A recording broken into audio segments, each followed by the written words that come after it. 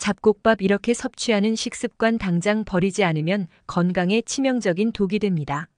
앞으로 나오는 영상만 알고 있어도 잘못된 식습관 고칠 수 있습니다. 잡곡밥은 누구나 알고 있는 대표 건강 식재료이지만 잘못 섭취하면 암, 치매, 당뇨를 유발할 수 있습니다. 영상을 시작하기에 앞서서 구독과 좋아요 꼭 부탁드릴게요. 오늘 영상에서는 잡곡밥의 탁월한 효능과 주의해야 할 부작용을 포함해 잡곡밥과 궁합이 뛰어난 3가지 음식과 섭취를 피해야 할 상극인 3가지 음식에 대해 알려드릴 예정이면 그럼 바로 시작하겠습니다. 먼저 과도한 섬유질 섭취는 소화장애를 유발할 수 있는데요. 잡곡밥에는 식이섬유가 풍부하게 포함되어 있어 장 건강에 도움을 줄 수 있지만 섬유질 섭취량을 갑작스럽게 크게 늘리면 복부 팽만감, 가스 형성, 변비 또는 설사와 같은 불편한 소화 문제가 발생할 수 있으며 특히 평소 섬유질을 적게 섭취하던 사람들은 이러한 증상에 더욱 민감할 수 있어 섬유질 섭취를 서서히 늘리는 것이 중요합니다. 또한 잡곡류에는 피트산이 포함되어 있어 철분, 칼슘, 마그네슘 등의 미네랄 흡수를 방해할 수 있는데요. 철분이나 칼슘 결핍이 있는 경우 이를 염두에 두고 섭취량을 조절하는 것이 필요합니다. 미네랄 흡수를 높이기 위해서는 잡곡을 물에 충분히 불리거나 비타민C가 풍부한 음식과 함께 먹는 것이 효과적인데요. 비타민C는 미네랄 흡수를 도와 체내에 더 잘 흡수될 수 있도록 돕습니다. 더불어 잡곡밥은 혈당 지수가 낮아 혈당 조절에 유리한 식품이지만 당뇨병 환자들은 주의가 필요한데요. 잡곡의 종류에 따라 혈당 상승 속도가 달라지기 때문입니다.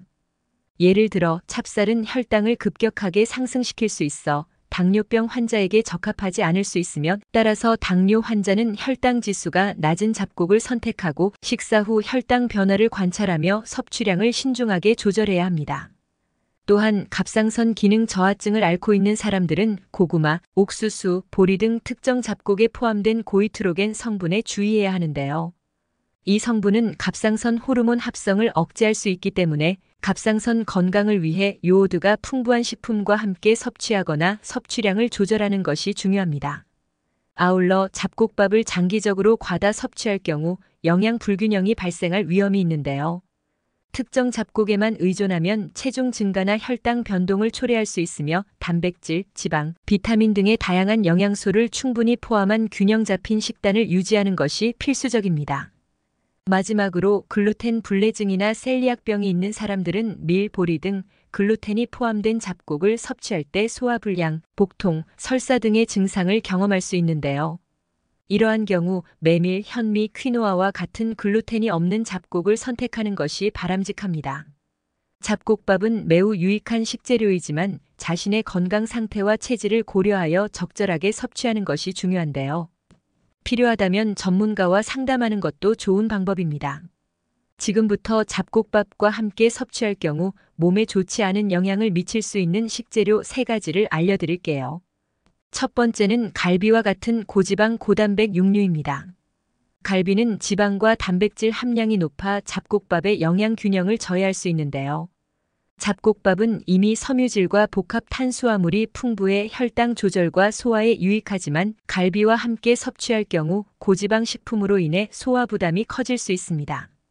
또한 고지방 육류는 콜레스테롤 수치를 높여 심혈관 건강에 부정적인 영향을 미칠 수 있어 주의가 필요한데요. 철분 결핍이나 고지혈증이 우려되는 사람들은 갈비와 같은 고지방 고단백 육류 섭취를 피하는 것이 좋으면 예방책으로는 지방이 적은 육류나 식물성, 단백질을 선택하고 충분한 채소와 함께 섭취해 소화 부담을 줄이는 것이 좋습니다. 두 번째는 오징어와 같은 인산염이 풍부한 해산물입니다. 오징어는 인산염 함량이 높아 잡곡밥에 포함된 철분과 칼슘의 흡수를 저해할 수 있는데요. 잡곡밥에는 이미 피트산이 포함되어 있어 철분과 칼슘의 흡수를 방해하는데 오징어와 함께 섭취할 경우 이러한 부정적인 효과가 더 커질 수 있습니다. 특히 철분 결핍이나 골밀도 저하가 우려되는 사람들에게는 주의가 필요한데요. 인산염이 과다하면 철분과 칼슘의 흡수를 더욱 방해하여 장기적으로 빈혈이나 골다공증과 같은 문제가 발생할 수 있기 때문입니다.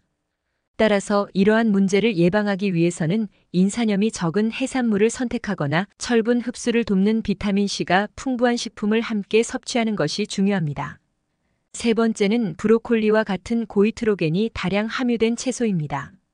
브로콜리는 고이트로겐 성분이 풍부해 갑상선 기능에 문제가 있는 사람들에게 부정적인 영향을 줄 수 있는데요. 잡곡류 중 일부에도 고이트로겐이 포함되어 있어 브로콜리와 잡곡밥을 함께 섭취할 경우 갑상선 기능 억제 효과가 더욱 강하게 나타날 수 있으며, 특히 갑상선 기능 저하증을 앓고 있는 사람들은 이러한 채소를 섭취할 때 주의가 필요하며, 요오드가 풍부한 해조류나 생선을 함께 섭취해 갑상선 호르몬 합성을 도와야 합니다. 이와 더불어 예방책으로는 고이트로겐 성분이 적은 채소로 대체하거나 요오드 섭취량을 늘려 갑상선 건강을 지키는 것이 바람직합니다. 잡곡밥은 매우 건강한 식재료이지만 다른 음식과의 조합을 신중하게 선택하는 것이 중요합니다. 잡곡밥을 더 건강하게 즐기기 위해 이 조합들을 피하는 것이 좋습니다. 잡곡밥의 놀라운 효능을 설명드리기에 앞서서 구독과 좋아요 부탁드릴게요. 다음은 잡곡밥에 어떠한 효능이 있는지 함께 알아볼까요? 먼저 잡곡밥은 식이섬유가 풍부해 혈당 지수가 낮은 식품인데요. 이는 식사 후 혈당이 급격히 상승하는 것을 막아주어 당뇨병 예방과 혈당 관리에 매우 효과적이며, 특히 잡곡밥에 포함된 현미, 보리, 귀리 같은 곡물은 소화 속도가 느려 혈당을 안정적으로 유지하는 데 큰 기여를 합니다. 또한 잡곡밥은 포화 지방이 거의 없으며 식이섬유와 미네랄이 풍부해 심혈관 질환 예방에도 탁월한 효과를 발휘하는데요. 식이섬유는 콜레스테롤 수치를 낮추는 데 도움을 주며, 칼륨과 마그네슘은 혈압 조절을 도와 고혈압 예방에 기여하고, 더불어 오메가3 지방산이 포함된 잡곡은 염증을 완화하고 동맥 경화 예방에도 도움이 됩니다. 더불어 잡곡밥에 포함된 다양한 곡물들은 불용성 식이섬유가 풍부해 장 운동을 촉진하고 변비 예방에 매우 효과적인데요. 또한 장내 유익균의 성장을 돕고 장 건강을 개선하는 데 기여하며, 특히 귀리와 보리는 장내 환경을 개선해 장 질환 예방에도 도움이 됩니다. 또한 잡곡밥은 포만감을 오래 유지시키는 장점도 있어 과식 예방에 효과적인데요. 식이섬유와 복합 탄수화물이 풍부해 소화 속도가 느리고 혈당 상승을 서서히 유도하여 체중 증가를 억제할 수 있으며, 또한 칼로리가 낮아 다이어트 식단으로도 매우 적합합니다. 아울러 잡곡밥에는 비타민 E, 셀레늄, 폴리페놀과 같은 강력한 항산화 성분이 다량 포함되어 있는데요. 이러한 성분들은 세포 손상을 방지하고 노화 속도를 늦추며 암 예방에도 기여할 수 있으며, 또한 항산화 성분들은 활성산소를 억제하여 염증을 줄이고 세포의 건강을 유지하는 데 중요한 역할을 합니다. 더 나아가 잡곡밥은 칼슘, 마그네슘, 비타민 K와 같은 뼈 건강을 위한 필수 영양소를 풍부하게 함유하고 있는데요. 이러한 성분들은 골밀도를 유지하고 골다공증 예방에 기여하며, 특히 보리와 퀴노아는 칼슘과 마그네슘이 풍부해 뼈를 튼튼하게 유지하는 데 중요한 역할을 합니다. 또한 잡곡밥에는 철분이 풍부하게 들어있어 적혈구 생성을 촉진하고 빈혈 예방에 도움이 되는데요. 특히 현미에 포함된 엽산은 적혈구 생성에 기여하며 철분 흡수를 도와 빈혈 예방에 효과적입니다. 뿐만 아니라 잡곡밥에 포함된 곡물들은 항염 성분도 다량 함유하고 있어 염증을 줄이는 데 효과적인데요. 또한 비타민 B군과 아연이 풍부해 면역력을 강화하는 데 도움을 주며, 꾸준히 섭취하면 감염 및 질병 예방에 기여해 전반적인 건강 증진에 도움이 됩니다. 더불어 잡곡밥은 항산화 성분뿐만 아니라 식물성, 화합물도 풍부해 세포 손상 방지와 노화 지연에 탁월한 효능을 발휘하는데요. 이러한 항산화 성분들은 체내 활성산소와 싸우며 세포를 건강하게 유지하는 데 중요한 역할을 합니다. 마지막으로 잡곡밥에 포함된 비타민 E와 셀레늄은 피부 노화를 방지하고 피부 재생을 촉진하는데요. 잡곡밥의 항산화 성분은 주름과 자외선으로 인한 피부 손상을 줄여주며 피부 탄력을 유지하여 건강한 피부를 만드는 데 기여합니다. 이처럼 잡곡밥은 다양한 건강상의 이점을 제공하는 식료품으로 일상 식단에 포함시키기 좋은 선택입니다. 이제 잡곡밥과 함께 섭취하면 영양소를 더욱 극대화할 수 있는 3가지 음식을 소개해드리겠습니다. 첫 번째는 두부와 같은 고단백 식품입니다. 두부는 식물성 단백질이 풍부해 근육 생성과 유지에 큰 도움을 주며 잡곡밥과 함께 섭취할 때 그 효과는 더욱 극대화되는데요. 두부는 콜레스테롤이 거의 없고 소화가 쉬운 음식으로 잡곡밥의 복합, 탄수화물과 결합하여 지속적인 에너지 공급을 도와줍니다. 또한 두부에 함유된 칼슘과 마그네슘은 뼈 건강을 유지하는 데 중요한 역할을 하며 잡곡밥의 다양한 영양소와 상호작용하여 신체 기능을 최적화하고 전반적인 건강 증진에 기여하는데요. 두부는 저칼로리이면서도 단백질이 풍부하여 다이어트나 체중 관리 중에도 이상적인 식재료로 잡곡밥과 함께 섭취하면 포만감을 오래 유지시켜 과식 예방에도 도움이 됩니다. 두 번째는 닭고기와 같은 저지방 고단백 식품입니다. 닭고기는 지방 함량이 적으면서도 단백질이 풍부해 잡곡밥과 함께 섭취할 때 최적의 영양 균형을 이룰 수 있는데요. 특히 닭고기의 고품질 단백질은 근육 생성과 유지를 촉진하며 잡곡밥의 식이섬유와 복합 탄수화물은 소화를 천천히 진행시켜 혈당을 안정적으로 유지하는 데 도움을 줍니다. 더불어 잡곡밥에 포함된 철분은 닭고기의 비타민 B6와 결합하여 적혈구 생성을 촉진하고 에너지 대사와 빈혈 예방에 효과적인데요. 이 조합은 신체에 필요한 영양소 공급을 원활하게 해주어 전반적인 건강 증진에 기여하며 또한 닭고기는 저지방이기 때문에 체중 관리에도 매우 적합한 선택입니다. 세 번째는 파프리카와 같은 비타민C가 풍부한 식품입니다. 파프리카는 비타민C, 섬유질, 항산화 물질이 풍부해 잡곡밥과 함께 섭취할 경우 면역력과 소화, 건강에 큰 도움을 주는데요. 잡곡밥에 포함된 철분은 파프리카의 비타민C와 결합하여 철분 흡수를 촉진하고 이는 빈혈 예방에도 긍정적인 영향을 미칩니다. 또한 파프리카에 포함된 항산화 성분은 잡곡밥의 항산화 효과를 극대화해 세포 손상을 방지하고 노화 방지에도 기여하는데요. 파프리카와 잡곡밥의 조합은 염증 완화와 면역력 강화에 탁월한 효과가 있으며 장 건강 개선에도 도움을 주어 전반적인 신체 기능을 최적화하는 데 유익한 조합입니다. 이처럼 잡곡밥과 함께 먹으면 좋은 세 가지 식재료를 소개해드렸는데요. 잡곡밥과 함께 섭취함으로써 잡곡밥의 건강 효과를 극대화할 수 있습니다. 방금 알려드린 음식 조합을 시도해보시는 건 어떨까요?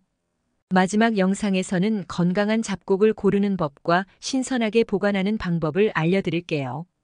먼저 잡곡을 선택할 때는 알갱이의 균일성과 색상을 꼼꼼하게 확인하는 것이 매우 중요한데요.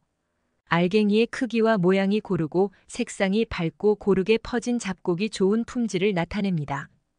특히 쌀, 보리, 귀리 같은 곡물은 색이 짙고 윤기가 나는 것을 선택하는 것이 바람직합니다.